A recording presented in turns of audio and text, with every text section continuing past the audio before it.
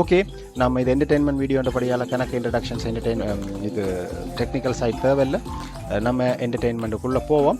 வாங்க நம்ம தெஹியோல ஜூவுக்குள்ளே ட்ராவல் பண்ணி என்னென்ன விஷயங்கள் நாங்கள் என்ஜாய் பண்ணோம்னு பார்த்துட்டு நீங்களும் எங்களோட என்ஜாய் பண்ணுங்கள். See you and don't forget to subscribe guys.